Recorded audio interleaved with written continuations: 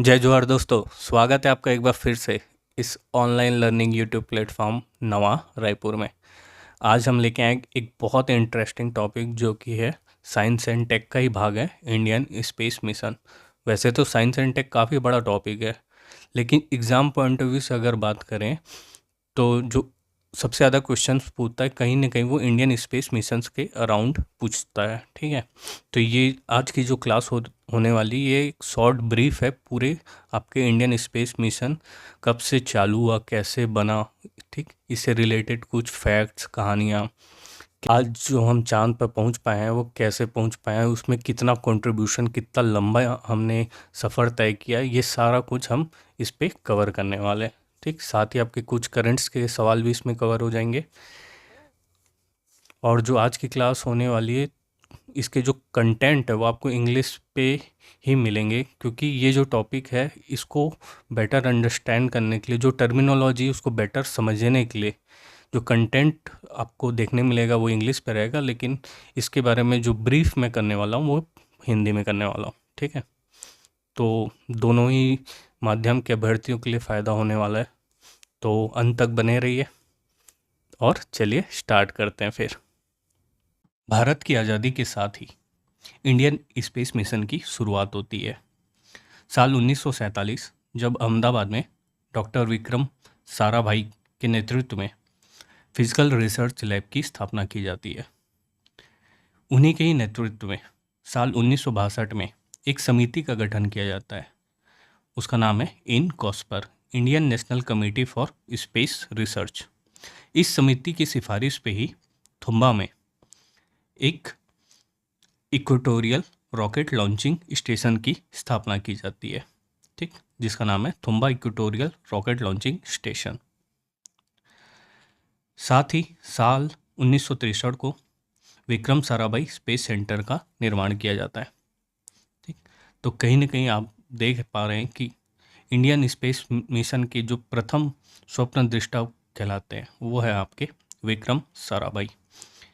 Doctor Vikram Sarabhai के ऊपर एक काफ़ी अच्छी डॉक्यूमेंट्री है रॉकेट बॉयज़ करके, मेरे ख्याल से आप सभी को ज़रूर देखना चाहिए। उसमें डॉक्टर होमी जहांगीर बाबा के योगदान के बारे में भी बताया है, जिन्हें इंडियन न्यूक्लियर प्रोग्राम के जनक भी कहा जाता है। ठीक, इसके बाद आते हैं हम साल 1965 जब थुम्बा में space science and technology centre की स्थापना की जाती है। और फिर 1966 को देहरादून में Indian institute of remote sensing की स्थापना होती है। ये क्वेश्चन सबसे ज़्यादा पूछता है कि Indian institute of remote sensing कहाँ पे है, तो ये है आपका देहरादून में। फिर साल 1969 15 अगस्त के दिन, आज़ादी के दिन ही, इनकॉस्पर जो था इसकी जगह एक नए संस्था का गठन किया जाता है, उसका नाम है आपका इसरो। ठीक, इंडियन स्पेस रिसर्च ऑर्गेनाइजेशन, जिसका मुख्यालय होता है आपका बेंगलुरु, और इसके पहले अध्यक्ष बनते हैं डॉक्टर विक्रम साराभाई। ठीक, इसके बाद 1971 को श्रीहरिकोटा आपका आंध्र प्रदेश में सतीश धवन स्पेस सेंटर की स्थापना की जाती है। वर्तमान में सबसे ज़्यादा सैटेलाइट इसी सेंटर से छोड़े जाते हैं। ठीक, इसके बाद 1972 को इसरो सैटेलाइट सेंटर की स्थापना होती है बेंगलोर में, और स्पेस एप्लीकेशन सेंटर की स्थापना होती है अहमदाबाद में। वहीं इस साल अंतरिक्ष आयोग का गठन किया जाता है और आपका अंतरिक्ष विभाग का भी गठन किया जाता है। ठीक, इसके बाद 1974 को हैदराबाद में नेशनल रिमोट सेंसिंग सेंटर की स्थापना होती है, और साल 1975 जब भारत अपना पहला सैटेलाइट लॉन्च करता है जिसका नाम है आर्यभट्ट। इसके बारे में हम आगे देखेंगे। इसके अलावा कुछ अन्य सेंटर भी खोले गए, जैसे कि आपका IS track, ISRO telemetry tracking and command network, जो कि आपका बेंगलोर में आपको 4 देखने मिलेगा। एक तो NNRMS, national natural resource management system, ACL Antrix corporation limited, ये सारे इंडियन स्पेस मिशन से ही रिलेटेड है। और एक है आपका HSFC, Human Space Flight centre.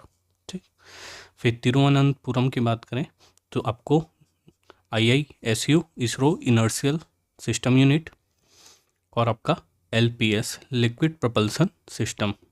ठीक, वहीं आपका अहमदाबाद में DECU, development and educational communication unit, और आपका न्यू दिल्ली में आपको देखने मिलेगा 2 DST, department of science and technology, and SEC, space application centre.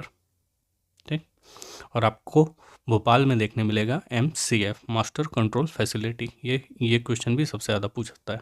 ठीक, आगे चलते हैं, एक बार क्विक रिवीजन करें कि कहाँ पर क्या क्या था। सबसे पहले साल 1947 में अहमदाबाद में, जो कि वर्तमान गुजरात है, यहाँ पे स्थापना होती है फिजिकल रिसर्च लैब की, PRL की। ठीक, फिर 1962 में एक गठित समिति का गठन किया जाता है इनकॉस पर, जिसके तहत थुम्बा जो कि वर्तमान तिरुवनंतपुरम केरला के अंतर्गत आता है, वहाँ पर स्थापना होती है TERLS, Thumba equatorial rocket launching station की। साथ ही साल 1963 को थुम्बा में ही VSSC, Vikram Sarabhai space centre की स्थापना होती है। ठीक, फिर साल 1965 को space science and technology centre Thumba में ही स्टेब्लिश होता है, space science and technology centre.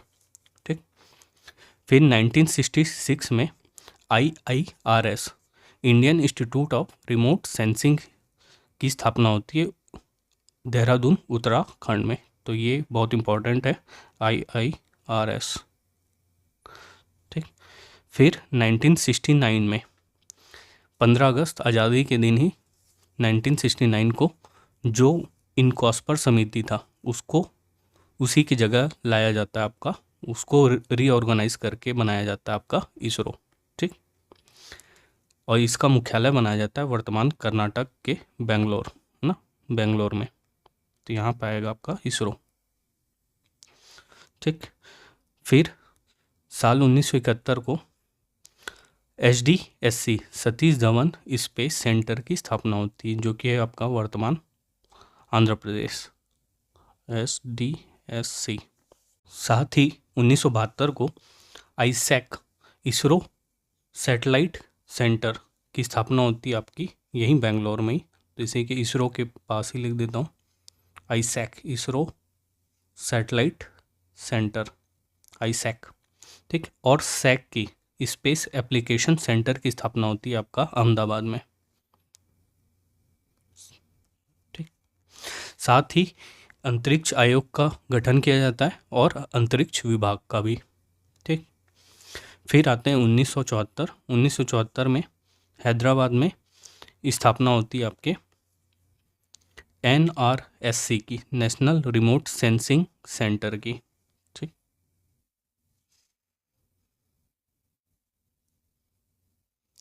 NRSC की नेशनल रिमोट सेंसिंग सेंटर है।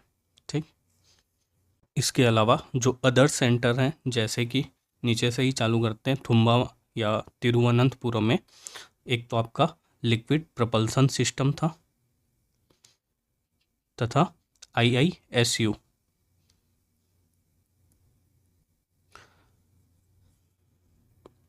ISRO inertial system unit. ठीक, फिर आते हैं आपका बेंगलोर में, तो बेंगलोर में इसरो है। ठीक, ISAC है। इसके अलावा आप देखे थे STRAC। ठीक, ISRO telemetry tracking and command network. साथ ही NNRMS, national natural resource management system, Bangalore में ही है। और आपका ACL, एंट्रिक्स कॉरपोरेशन लिमिटेड।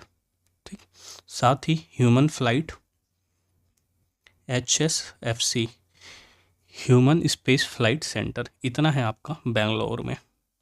ठीक, ये अब इतना आपका है बेंगलोर में, बेंगलुरु में। ठीक, इसके बाद आते हैं हम आंध्र प्रदेश में, आपको देखने मिलेगा HDSC। फिर आप आइए आपका अहमदाबाद में आपको देखने मिला था PRL physical resource research lab, साथ ही सैक स्पेस एप्लीकेशन सेंटर और आपका DECU, ये तीनों हैं आपका अहमदाबाद में, development and educational communication unit. ठीक, अब आते हैं हम नई दिल्ली में। ये आपका नई दिल्ली है। नई दिल्ली में आपको देखने मिला था DST, department of science and technology, और आपका सैक। ठीक, और आपका ये है भोपाल हसन, यहाँ पे आपको देखने मिलेगा MCF, मास्टर कंट्रोल फैसिलिटीज। ठीक, इतना है आपका मेन आपके स्पेस से रिलेटेड सेंटर्स। ठीक, अब आगे चलते हैं। इससे पहले कि हम सैटेलाइट की हिस्ट्री और क्रोनोलॉजी को समझें, उससे पहले हमें सैटेलाइट की कुछ टर्मिनोलॉजी है उसे समझना ज़रूरी है। जैसे कि इनसैट है, जिसका फुल फॉर्म होता है आपका इंडियन नेशनल सैटेलाइट। ठीक, ये एक तरीके का मेनली कम्युनिकेशन सैटेलाइट है। जो आप बात करते हैं या फिर सैटेलाइट फ़ोन्स होते हैं, वो मेनली इस सीरीज़ या इस सैटेलाइट के माध्यम से ऑपरेट होते हैं। फिर आता है आपका रीसेट रडार इमेजिंग सैटेलाइट। ठीक, ये जो सैटेलाइट है रडार बेस्ड है। ठीक, टेक्नोलॉजी से संबंधित है। फिर आता है आपका IRS, Indian remote sensing satellite. ये बहुत इंपॉर्टेंट सैटेलाइट होते हैं। इनका मेन काम होता है, एक तो जो अर्थ की एनर्जी है, जैसे कि वाटर रिसोर्स, फॉरेस्ट, है ना, आपका जो खेत हैं, ये सारे को मैप करना, उसके बारे में डिटेल पता करना, है ना, उससे संबंधित डेटा कलेक्ट करना, तो ये सारे जो होते हैं IRS या रिमोट सेंसिंग सैटेलाइट के माध्यम से होते हैं। ठीक, फिर आता आपका रिसोर्स सेट। ये IRS पुराना था, उसका भी एडवांस वर्जन है आपका रिसोर्स सेट। ठीक, फिर आता आपका ocean set. Ocean related activities के लिए हम यूज़ करते हैं ओशन सेट, जैसे कि फ्लड, है ना, ज्वार भाटा, या आपका कोस्टल रीजन पे जो करते हैं, साथ ही नौकायान या कोई फिशिंग, है ना, जो फिशिंग जोन है उसके बारे में पता करना। तो ये सारा जो चीज़ होता है आपका ओशन सेट के माध्यम से होता है। ठीक, फिर आते हैं हम कार्टो सेट। कार्टो सेट एक EOS है। EOS मतलब अर्थ ऑब्जर्वेटरी सैटेलाइट। इसका मेन काम होता है मैपिंग, टेरेन मैपिंग का काम करता है आपका कार्टो सेट। ठीक, फिर आते हैं TES। TES का फुल फॉर्म होता है टेक्नोलॉजी एक्सपेरिमेंट सैटेलाइट। इसका मेन काम मेनली होता था स्पाई के लिए, है ना, जासूसी के लिए यूज़ किया जाता था। फिर आता है आपका हेम सेट। हेम सेट जो होता है आपका मेनली रेडियो सर्विस पे बेस्ड है। ठीक, आप इंडिया और international communication via radio service जो प्रोवाइड की जाती है वो होती है आपकी हेम सेट के माध्यम से। ठीक, फिर आते हैं सरल। ठीक, इसका फुल फॉर्म होता है satellite with Argos and Ertiga. ठीक, ये क्वेश्चन आया हुआ है, सरल का फुल फॉर्म क्या होता है करके। ठीक, ठीक, ये मेनली ओशन से रिलेटेड जो गतिविधि है उसके लिए यूज़ होता है सरल। ठीक, जिसमें से अर्गोस है, उसका फुल फॉर्म होता है advance research and global observation satellite. ठीक, और एक है आपका अल्टिका। ठीक, ये दो टेक्नोलॉजी के साथ सरल को भेजा गया था। ठीक, फिर आते हैं IRNSS। ठीक, Indian regional navigation satellite system. ठीक, ये एक तरीके का इंडियन GPS है। ठीक, जो नेविगेशन के लिए यूज़ होता है। फिर आता है आपका एस्ट्रोसैट। एस्ट्रोसैट का फुल फॉर्म होता है एस्ट्रोनॉमिक ऑब्जर्वेटरी। ठीक, तो अंतरिक्ष में जितने भी एस्ट्रोनॉमी से रिलेटेड आप खोज या ऑब्जर्वेशन करते हैं वो किसके माध्यम से करते हैं, एस्ट्रोसैट के माध्यम से। फिर आता आपका हाइपर स्पेक्ट्रल इमेजिंग सैटेलाइट। फिर आता आपका माइक्रोसैट। ये बहुत इंपॉर्टेंट है। ये एक तरीके का पहले भेजा गया EOS मतलब अर्थ ऑब्जर्वेशन सैटेलाइट था। ठीक। लेकिन वर्तमान में इसे हमारे ही एक सैटेलाइट के माध्यम से डिस्ट्रॉय करके टेस्ट किया गया है। ठीक, तो हम आगे देखेंगे वो कौन सा सैटेलाइट था जिसे एज अ वेपन यूज़ करते हुए इस सैटेलाइट को बाद में डिस्ट्रॉय किया गया।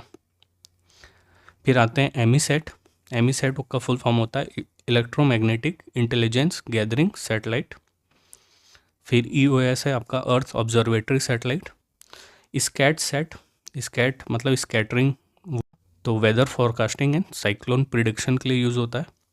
और एक आपका कल्पना, कल्पना आपका वेदर या मीट्रोलॉजिकल सैटेलाइट है। ठीक, अब आते हैं कुछ अन्य सैटेलाइट जो कि निजी कंपनियां या फिर छात्रों के द्वारा बनाए गए हैं। ठीक, तो जो पहला सैटेलाइट है किसी छात्रों के द्वारा बनाया गया वो है आपका अनुसैट। ठीक, ये बनाया गया था अन्ना यूनिवर्सिटी के द्वारा। ठीक, फिर आता है आपका स्टड सैट, स्टूडेंट का शॉर्ट फॉर्म है। ये पहला पिको सैटेलाइट था। पिको सैटेलाइट ऐसे सैटेलाइट को बोला जाता है जिसका वजन 1 kg से कम होता है। ठीक, तो पहला पिको सैटेलाइट था आपका स्टड सैट जो कि बनाया गया था 7 कॉलेजों के द्वारा मिलके कर्नाटक और आंध्र प्रदेश के। फिर आते हैं एसआरएम सैटेलाइट जो कि यूनिवर्सिटी ऑफ एसआरएम कॉलेज है उसके द्वारा बनाया गया।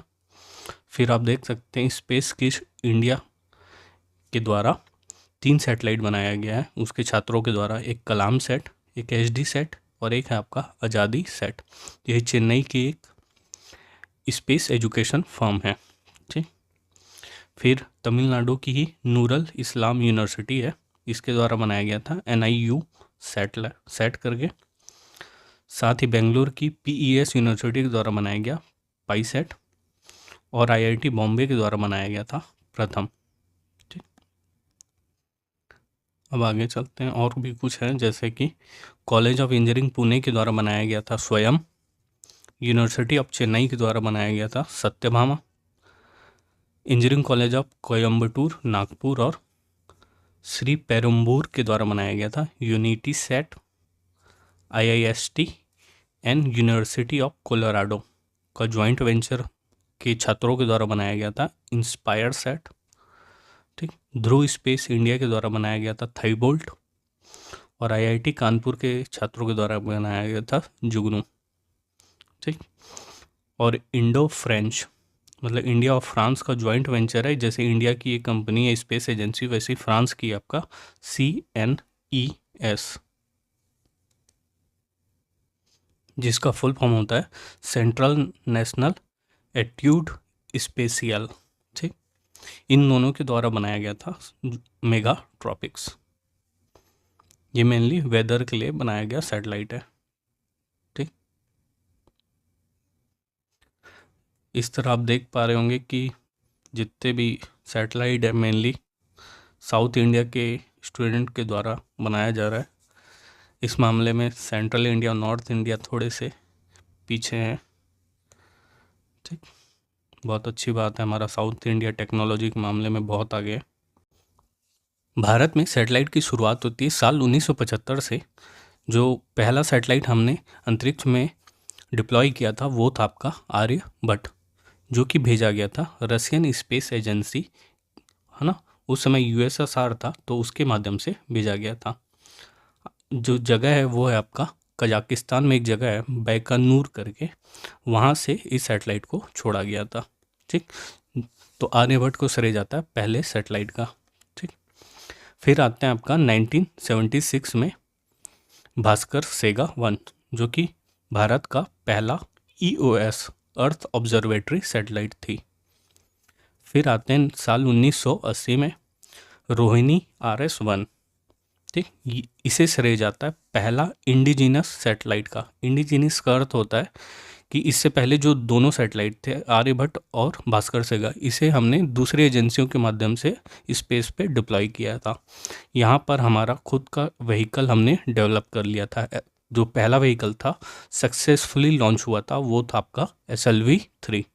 ठीक, इसलिए इससे श्रेय जाता है पहला इंडिजिनस सैटेलाइट का।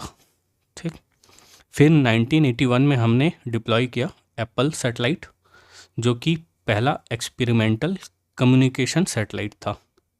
ठीक। फिर 1982 में हमने इनसेट सीरीज चालू की। हमने देखा अभी इनसेट है ना, इंडियन नेशनल सैटेलाइट कर, है ना, जिसका फुल फॉर्म होता है। ये मेनली क्या किस लिए यूज़ होता है? कम्युनिकेशन एंड मीटरोलॉजिकल सैटेलाइट होती है। ठीक। फिर 1988 में आपका IRS पहला रिमोट सेंसिंग सैटेलाइट डिप्लॉय किया हमने 1988 में, जो कि पहला ऑपरेशनल रिमोट सेंसिंग सैटेलाइट था। फिर आता है साल 1992। साल 1992 में हमने डिप्लॉय किया एसरॉस सी करके, और जो हमने व्हीकल यूज़ किया था वो था आपका ASLV। फिर 1994 में हमने डिप्लॉय किया IRS P2, किसके माध्यम से? जो पहला हमने फिर व्हीकल बनाया नया, वो था आपका PSLV। और इसी PSLV को श्रेय जाता है वर्क हॉर्स ऑफ इसरो। तो इसरो के जितने मैक्सिमम सैटेलाइट हैं उसमें से सबसे ज़्यादा जो सैटेलाइट डिप्लॉय किया है वो है आपका PSLV यान ने। ठीक। फिर 2001 में हमने बनाया GSLV यान, जिसमें छोड़ा गया था GSAT-1 सैटेलाइट। ठीक। फिर 2002 में हमने देखा कल्पना सैटेलाइट, जो कि पहला मीटरोलॉजिकल सैटेलाइट था।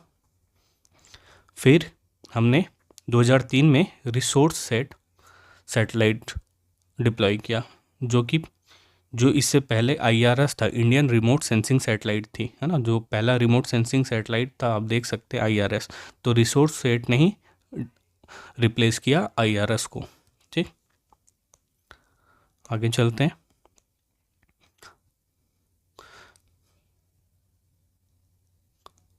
ठीक।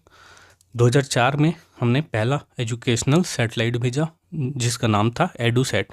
इस एडुसेट का ही नाम था GSAT-3। ठीक। फिर 2008 में हमने पहला मून मिशन लॉन्च किया, चंद्रयान-1। ठीक, ये 1 है। ठीक, किसके माध्यम से? PSLV C11 के माध्यम से। फिर साल 2010 में हमने पहला पिको सैटेलाइट लॉन्च किया, जो कि था अभी हमने देखा स्टर्टसैट। ठीक। 2011 में हमने सिविल एविएशन सैटेलाइट लॉन्च की। Civil aviation satellite mainly use होता है किसके लिए? आपका फ्लाइट, है ना, उनको डायरेक्शन बताने के लिए या उनको उनसे कम्युनिकेट करने के लिए। तो उसके लिए जो डेडिकेटेड वेब सैटेलाइट था वो था आपका गगन। ठीक, जो गगन का फुल फॉर्म होता है GPS headed geo augmented navigation. ठीक, ये इसरो और AAI airport authority of India, ठीक, इन दोनों का ज्वाइंट मिशन था। ठीक, फिर आते हैं साल 2012 में। साल 2012 में आया आपका रीसेट, जो कि था रडार इमेजिंग सैटेलाइट, जो कि first all weather radar imaging satellite कहलाता है। ठीक, इसके बाद साल 2013 में IRNSS, ठीक, 1A, ये लॉन्च किया हमने किसके माध्यम से? PSLV C-22 के माध्यम से, जो कि भारत का पहला working all first navigation satellite बना। ठीक, फिर हमने लॉन्च किया मॉम, जो कि मार्स ऑर्बिटल मिशन है 2013 में ही, PSLV C-25 के माध्यम से, जो कि पहला मार्स मिशन है आपका। फिर हमने एक लैंडमार्क अचीव किया साल 2017 में, 104 सैटेलाइट को स्पेस पे डिप्लॉय किया, किसके माध्यम से? PSLV C-37 के माध्यम से। तो ये अपने आप में एक बहुत बड़ा अचीवमेंट था। ठीक, फिर हमने 2018 में एक्सीड सेट करके पहला प्राइवेट फंडेड सैटेलाइट लॉन्च किया। एक्सीड सेट ये एक सैटेलाइट था जो कि एक निजी कंपनियों के द्वारा बनाया गया था। ठीक, और उस निजी कंपनी के द्वारा बनाए गए सैटेलाइट को हमने, जो कि भारत की ही है, इसे हमने अंतरिक्ष पे डिप्लॉय किया था। तो पहला निजी सैटेलाइट है आपका एक्सीड सेट। ठीक, फिर आते हैं आपका साल 2019 में हमने एक सैटेलाइट लॉन्च की जिसका नाम है ASAT। ठीक, इसका फुल फॉर्म होता है एंटी सैटेलाइट। ये सैटेलाइट एक वेपन सैटेलाइट है जिसमें हम वेपन लगाकर इसे अंतरिक्ष में डिप्लॉय करते हैं, और जो सैटेलाइट हो सकता है जो किसी दूसरे सैटेलाइट के लिए खतरा हो या किसी अन्य पर्पज़ से, या है ना स्ट्रैटेजिक पर्पज़ से, तो ये उन दूसरे सैटेलाइट को डिस्ट्रॉय करती है। तो इस सैटेलाइट ने, ए सैट ने, हमने इससे पहले देखा था माइक्रोसैट करके एक सैटेलाइट है ना, तो उसको जाके डिस्ट्रॉय किया था, जो कि उस समय का EOS है ना सैटेलाइट था। फिर 2019 में ही हमने लॉन्च किया चंद्रयान 2, किसके माध्यम से, GSLV Mark 3 के माध्यम से। फिर आते हैं साल 2021, एमेजोनिया 1 करके वेबसाइट हमने डिप्लॉय किया PSLV C51 के माध्यम से, जो कि पहला डेडिकेटेड कमर्शियल मिशन था। ठीक, प्राइवेट फंडेड अलग है, जो यहाँ की निजी कंपनियों के द्वारा बनाया गया था और उसे हमने डिप्लॉय किया था, उसे हम कहते हैं प्राइवेट फंडेड, जो कि था आपका एक्सीडीसैट। लेकिन ये है एमेजोनिया जो कि कमर्शियली है। अब हमने कमर्शियली रूप से किसी दूसरी कंट्री या किसी के पैसे लेके उनके सैटेलाइट को हम कमर्शियली रूप से अब स्पेस में छोड़ने लगे, तो उसे हम कहते हैं फर्स्ट डेडिकेटेड कमर्शियल मिशन। ठीक, फिर आता है साल 2022 में EOS D2। पहली बार हमने एक स्मॉल सैटेलाइट लॉन्च व्हीकल के माध्यम से, अब हमारे पास नया लॉन्च व्हीकल आ गया था SSLV D1। ठीक, इसके माध्यम से हमने EOS D2 को स्पेस में डिप्लॉय किया। फिर आते हैं साल 2023 में। वैसे तो और भी बहुत सारी सैटेलाइट है साल 2021, 22, 23, 24 में, लेकिन कुछ जो important exam point of view से इम्पॉर्टेंट है या कुछ लैंडमार्क जिसने अचीव किया है, तो हम उसी को ही कवर किए हैं। अब आते हैं साल 2023 में। साल 2023 में 2 सैटेलाइट, TeleOS-2 और ल्यूमलाइट, ये दोनों जो सैटेलाइट है ये सिंगापुर की है, जिसे भेजा गया PSLV C55 के माध्यम से। इसे सिरे जाता है पहली dedicated commercial mission through NSIL। NSIL एक कंपनी है, न्यू स्पेस इंडिया लिमिटेड, जो कि ministry of space and research के अंतर्गत आती है ना। ये अपनी, इसके माध्यम से जो सैटेलाइट भेजा गया था है ना, इसलिए ये इम्पोर्टेंट है TeleOS। ठीक, फिर आते हैं आपका NVS-1 GSLV F12 के माध्यम से भेजा गया, जिसका फुल फॉर्म है नाविक, नेविगेशन विथ इंडियन कॉन्स्टिलेशन। ये भी क्वेश्चन कई बार पूछा हुआ है। ठीक, नाविक का फुल फॉर्म क्या होता है ना, तो ये भी मेनली नेविगेशंस के लिए, और जितने भी ओशन रिलेटेड या आप बोल सकते हो नौसेना के लिए मेनली नेविगेशन प्रदान करने के लिए इस सैटेलाइट का यूज़ किया जाता है। फिर साल 2023 में ही हमने लॉन्च किया Chandrayaan 3 LVM-3 Mark 4 launch vehicle के माध्यम से। वैसे इसके बारे में हम डिटेल आगे पढ़ेंगे। ठीक, फिर हमने लॉन्च किया 2023 में ही आदित्य L1 PSLV C57 के माध्यम से। फिर साल 2024 में हमने एक्सपोसैट करके सैटेलाइट लॉन्च की PSLV C58 के माध्यम से। इसकी खासियत है कि ये मेनली एक्सरे एस्ट्रोनॉमी के लिए यूज़ की जाती है। ठीक, फिर आते हैं इनसेट 3DS, जो कि GSLV F14 के माध्यम से भेजी गई, जो कि एक मीट्रोलॉजिकल मतलब मौसम विज्ञान से संबंधित सैटेलाइट थी, जिसे डिप्लॉय किया गया था GTO में। आगे हम ऑर्बिट के बारे में पढ़ेंगे है ना, तो GTO को फुल फॉर्म है जियो सिंक्रोनस ट्रांसफर ऑर्बिट है ना, उस पर डिप्लॉय किया गया। फिर आता आपका 2000 सबसे लेटेस्ट है अभी EOS-08, जो कि डिप्लॉय किया गया SSLV D3 small space launch vehicle के माध्यम से। ठीक, तो इतना है आपका अभी तक का जो मेन हमने कवर किया है। ये एक क्विक ओवरव्यू था आपका सैटेलाइट के बारे में, इंडियन स्पेस मिशन के बारे में। वैसे तो 125 से ऊपर सैटेलाइट हमने, इंडियन सैटेलाइट को हमने स्पेस पे डिप्लॉय किया है, लेकिन उन सबको कवर करना पॉसिबल भी नहीं है। प्लस कुछ ऐसे सैटेलाइट हैं जो बार बार यूज़ होते हैं, जैसे इनसेट 1, 2, 3 ऐसा करके, तो हम उसको नहीं कवर किए हैं। ठीक, जो इम्पोर्टेंट लैंडमार्क सैटेलाइट्स हैं हमने उसको कवर किया है। अब आते हैं चंद्रयान मिशन। ठीक, यह मिशन भारत के लिए काफ़ी महत्वपूर्ण मिशन रहा। इस मिशन के तहत ही भारत विश्व में चौथा देश बन गया जो कि चांद की सतह पे सॉफ्ट लैंडिंग कर पाया। ठीक, इससे पहले की 3 कंट्रीज़ है, एक तो आपकी यूएस, रशिया और चाइना। ठीक, इस मिशन की शुरुआत होती है साल 2008 से।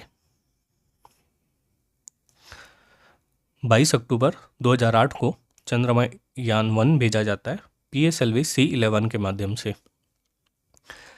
ठीक, इसमें सिर्फ ऑर्बिटर भेजा गया था। ऑर्बिटर क्या होता है? जो कि चंद्रमा की सतह के चारों ओर चक्कर लगाता रहता है, उसे हम कहते हैं ऑर्बिटर। इसका मेन काम था चंद्रमा की सतह की मैपिंग करना। ठीक, और साथ ही इसमें 11 इक्विपमेंट और भेजे गए थे जिसने अलग अलग डेटा इसरो को प्रोवाइड किए। ठीक, साथ ही इसमें most important moon impact probe भेजा गया था। ठीक, मून इम्पैक्ट प्रोब क्या होता है? इस ऑर्बिटर्स ने एक इम्पैक्ट प्रोब जो कि एक छोटा सा डिवाइस किसको चंद्रमा की सतह की ओर भेजा, वो जाके चंद्रमा पे टकराया। उस टकराने की वजह से उसने पता लगाया कि चंद्रमा की सतह पे पानी है। ठीक, इसलिए ये बहुत इम्पॉर्टेंट है कि MIB मून इम्पैक्ट प्रोब किस मिशन के तहत भेजा गया था। तो ये आपका चंद्रयान 1 के तहत। ठीक, फिर हमने 22 जुलाई 2019 को चंद्रयान 2 भेजा LVM-3 Mark 1 व्हीकल के साथ। इस व्हीकल ने इस मिशन में ऑर्बिटर के साथ साथ लैंडर और रोवर भेजा गया था। ठीक, पर अनफॉर्चुनेटली ऑर्बिटर तो काम कर रहा था, लेकिन जो लैंडर है ये इसकी हार्ड लैंडिंग होने की वजह से डिस्ट्रॉय हो गया। ठीक, फिर हमने साल 2023 को 14 जुलाई को चंद्रयान 3 मिशन भेजा LVM-3 Mark 4 व्हीकल के साथ, और इसमें हमने लैंडर, रोवर और प्रोपल्सन मॉड्यूल भेजा।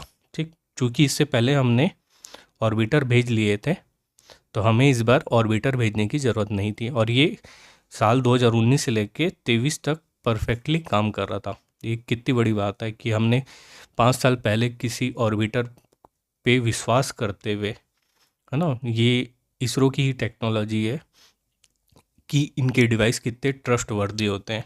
ठीक, कि हमने उस ऑर्बिटर के माध्यम से फिर बाद में इन सबको ऑपरेट किया गया। ठीक, तो इस जो चंद्रयान 3 में हमने क्या क्या भेजा था? हमने भेजा था लैंडर, रोवर और प्रोपल्सन मॉड्यूल। वहीं 23 अगस्त 2023 को चंद्रयान 3 अंततः अपने लक्ष्य चंद्रमा की सतह पर सुरक्षित रूप से सॉफ्ट लैंडिंग कर पाया। ठीक,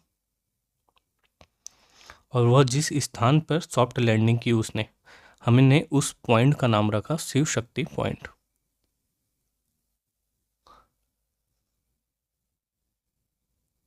ठीक, तथा 23 अगस्त, चूँकि 23 अगस्त को हमने चंद्रमा की सतह पे पहुँचे, तो इसलिए हर 23 अगस्त को हमने राष्ट्रीय अंतरिक्ष दिवस के रूप में मनाने की घोषणा की। ठीक, तो इसलिए हर साल, और जो पहला अंतरिक्ष दिवस था अभी कुछ ही पिछले महीने ही आया था, 23 अगस्त 2024 को हमने पहला राष्ट्रीय अंतरिक्ष दिवस मनाया। ठीक, राष्ट्रीय अंतरिक्ष दिवस।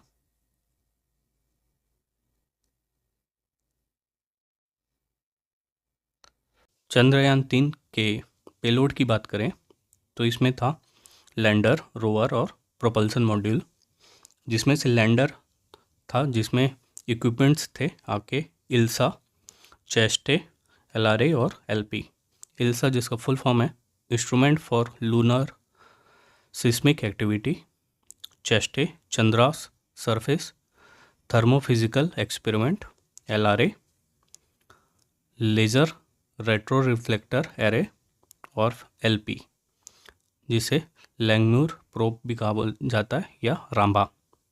ठीक, फिर रोवर में लगे थे आपके APXX और LIBS alpha particle X ray spectrometer और लेज़र इंड्यूस्ड ब्रेकडाउन स्पेक्ट्रोस्कोपी। ठीक, फिर आते हैं प्रोपल्सन मॉड्यूल, जिसमें था आपका spectropolarimetry of habitable planet Earth. ठीक,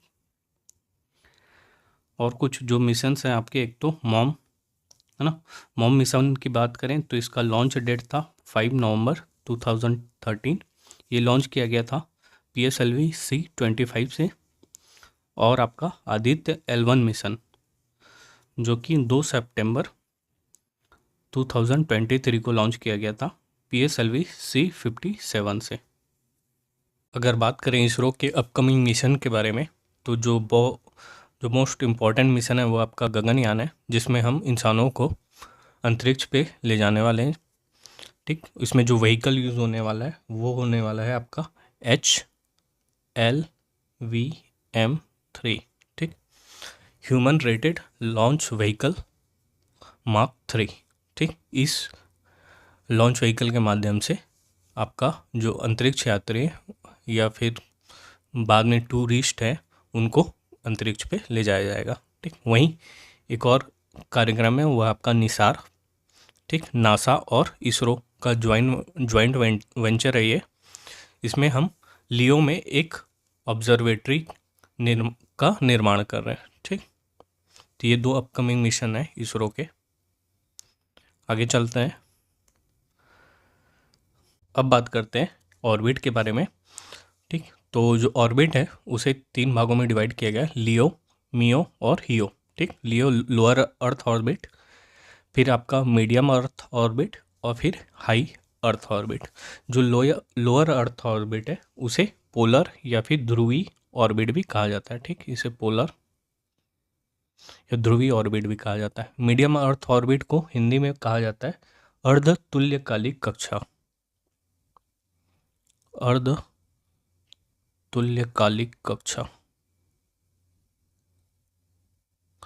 वहीं हियो हाई अर्थ ऑर्बिट को कहा जाता है दीर्घ वृत्ताकार कक्षा। दीर्घ वृत्ताकार कक्षा। ठीक, इस कक्षा की खासियत है एलियो की कि इसका जो रेंज होता है पृथ्वी से 200 से 1000 किलोमीटर के बीच होता है। ठीक, और इसमें जो सैटेलाइट काम कर रहे होते हैं उन्हें इसे कवर करने में लगभग 90 मिनट का समय लगता है। ठीक, जो लियो में होते हैं सैटेलाइट्स। वहीं जो मियो है, मीडियम अर्थ ऑर्बिट, उसका जो डिस्टेंस माना जाता है वो पृथ्वी से 2000 से लेके 35,786 किलोमीटर तक रहता है। और इसमें जो सैटेलाइट्स होते हैं वो लगभग 12 घंटे में एक चक्कर पूरा कर लेते हैं। ठीक, वहीं हियो में इसका रेंज है आपका 35,786 से आगे, और इसे पूरा करने में लगते हैं लगभग पूरे एक दिन 24 घंटे का समय। ठीक, लियो ऑर्बिट में हम वैसे सैटेलाइट को भेजते हैं जैसे कि ISS, ठीक, इंटरनेशनल स्पेस स्टेशन जो होते हैं, है ना, वो लियो ऑर्बिट पे डिप्लॉय किए जाते हैं। वहीं रिमोट सेंसिंग से जितने सैटेलाइट हैं, टेलीस्कोप या स्पाई, ये सारे जो सैटेलाइट होते हैं वो लियो या लोअर अर्थ ऑर्बिट में डिप्लॉय किए जाते हैं। वहीं मियो में हम डिप्लॉय करते हैं नेविगेशन से रिलेटेड सैटेलाइट, और आपका हियो में आपका एक तो टीवी और कम्युनिकेशन से रिलेटेड सैटेलाइट। ठीक, इस जो लियो ऑर्बिट है, जो इसका रेंज है 200 से 1000, इसी रेंज के अंतर्गत आता है आपका 600 से, अगर हम 800 की बात करें इसी रेंज के अंतर्गत, तो उस ऑर्बिट को कहा जाएगा सन सिंक्रोनस ऑर्बिट, SSO, या हीलियो सिंक्रोनस ऑर्बिट। ठीक, ये किसके अंतर्गत आता है, तो लोअर अर्थ ऑर्बिट के अंतर्गत ही आता है।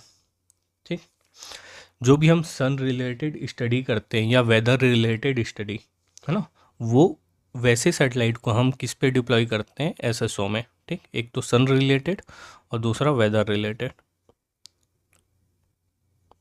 ठीक, ये सारे सैटेलाइट हम डिप्लॉय करते हैं SSO में।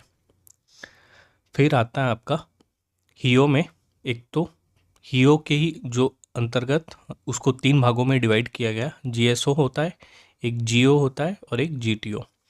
जीएसओ क्या होता है? जियो स्टेशनरी ऑर्बिट। जियो का फुल फॉर्म है आपका जियो सिंक्रोनस इक्वेटोरियल ऑर्बिट, और आपका जीटीओ जियो सिंक्रोनस ट्रांसफर ऑर्बिट। ठीक, ये ऑर्बिट क्या होते हैं कि जीएसओ जो होता है ना आपका, जो इक्वेटर है, इक्वेटर के ऊपर है ना, इसका जो पाथ होता है इक्वेटोरियल पाथ होता है, वृत्ताकार। ठीक, और ये उसके ऊपर डिप्लॉय किए जाते हैं। तो वैसे सैटेलाइट या वैसे कक्ष को कहा जाता है आपका जीएसओ, जियो स्टेशनरी ऑर्बिट। ठीक, ये ऐसे रोटेट करते हैं। वहीं जो सन सिंक्रोनस ऑर्बिट होते हैं वो ऐसे रोटेट करते हैं। ठीक, फिर आता है आपका जियो सिंक्रोनस इक्वेटोरियल ऑर्बिट। ठीक, इसका जो पाथ होता है ये सर्कुलर पाथ होता है। वहीं जियो का पाथ होता है एलिप्टिकल पाथ होता है। ठीक, थोड़ा सा ऐसा दबा होता है, लंबा होता है, लाइक ऐसा। ठीक, और फिर आता है आपका जीटीओ, जिसका फुल फॉर्म होता है जियो सिंक्रोनस ट्रांसफर ऑर्बिट। ये ऐसे ऑर्बिट होते हैं, ये एक तरीके का बफर ऑर्बिट होता है। जब हमें किसी दूसरे ऑर्बिट में ट्रांसफ़र करना होता है कुछ समय बाद या किसी नियत समय में, है ना, तो पहले हम उसको ट्रांसफ़र डिप्लॉय करते हैं जीटीओ में।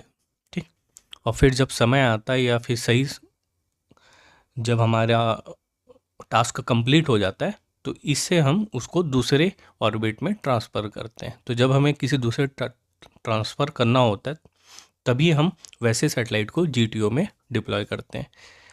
ठीक, अभी हमने देखा कि 2024 में इनसैट करके है ना आपका, इनसैट 3DS करके उसे किस ऑर्बिट में डिप्लॉय किया गया था? जीटीओ में। ठीक, ये है आपका एक क्विक ओवरव्यू ऑर्बिट के बारे में। अब आगे चलते हैं, अब देखते हैं लॉन्च व्हीकल के बारे में, थोड़ा समझते हैं। ये सारे लॉन्च व्हीकल हैं आपके क्रमिक विकास होता गया। जो इंडिया का सबसे पहला लॉन्च व्हीकल था वो था आपका SLV, सैटेलाइट लॉन्च व्हीकल। फिर है आपका ASLV, augmented satellite launch vehicle. फिर आपका PSLV, polar satellite launch vehicle. फिर GSLV, जियो सिंक्रोनस लॉन्च व्हीकल। फिर SSLV, small satellite launch vehicle. और फिर लास्ट है आपका भी RLV, ठीक, रीयूजेबल लॉन्च व्हीकल। ठीक, इतने टाइप के लॉन्च व्हीकल हमने क्रमिक विकास के रूप पे अभी देखे। ठीक, इनकी बात करें सबसे पहले SLV की, तो SLV आपका आया था साल 1980 में। ठीक, ये मेनली जो सैटेलाइट है उन्हें लियो या लोअर अर्थ ऑर्बिट में डिप्लॉय करता था। सबसे नीचे होता आपका लियो, फिर मियो और फिर आपका हियो। ठीक, जो इसका प्रोपल्सन स्टेज था ये मेनली बेस्ड था 4 स्टेज पे।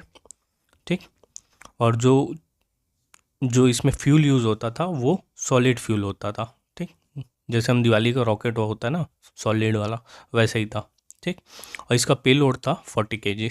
ठीक, 40 किलो तक पेलोड को ये लियो कक्षा में स्थापित कर सकता था। ठीक, फिर हमने 1992 में बनाया ASLV, augmented satellite launch vehicle. ये भी लियो कक्षा में डिप्लॉय करने के लिए ही था, लेकिन ये 5 स्टेज पे था।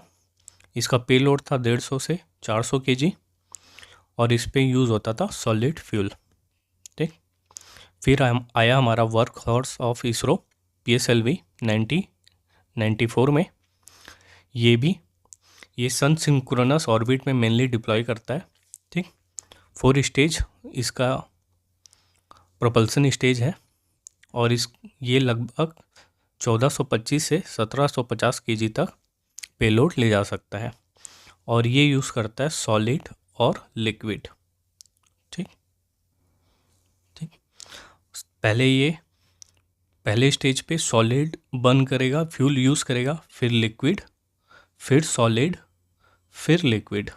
ठीक, इस तरीके से ये 1425 से लेके 1750 kg पेलोड को आपका SSO कक्षा में स्थापित करता है। ठीक, फिर आता है आपका जियो सिंक्रोनस लॉन्च व्हीकल, 2001 में आया।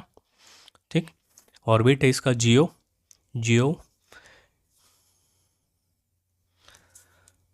Synchronous equatorial orbit. ठीक, इसमें यूज़ होता है 3 स्टेज, और ये पेलोड ले जा सकता है 2500 से 5000 केजी तक। और इस पे यूज़ होता है सबसे पहले सॉलिड, फिर लिक्विड, और तीसरे में यूज़ होता है क्रायोजेनिक इंजन। ठीक,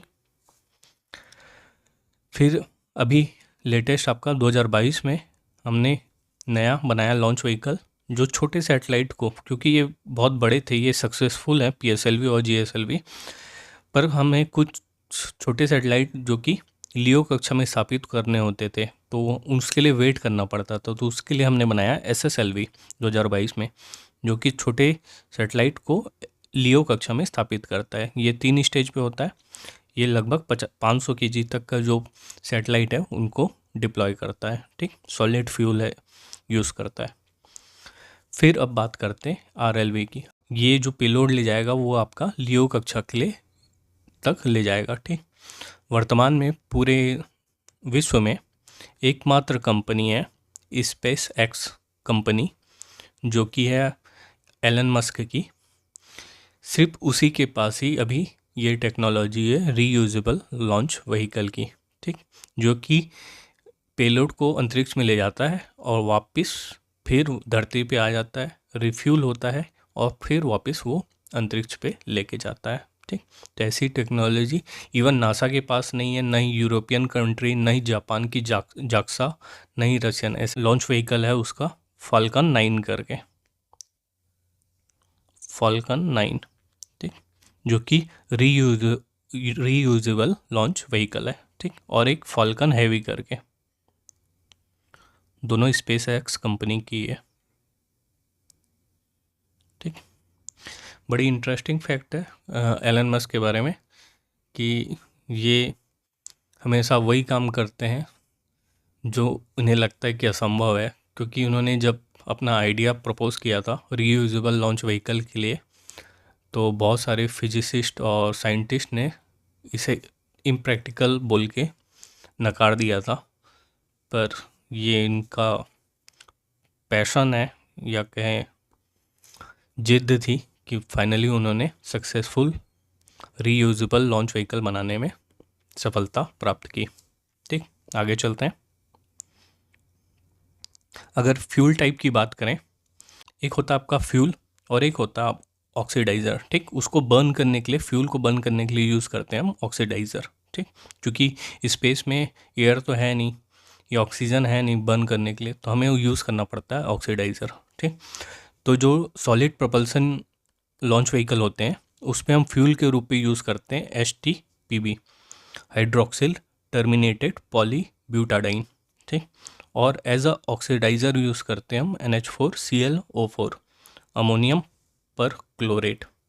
ठीक, वहीं लिक्विड प्रोपल्सन में यूज़ करते हैं हम UDMH, और ऑक्सीडाइज़र में यूज़ करते हैं N2O4। ठीक, ये कुछ नाम है, आप देख सकते हैं।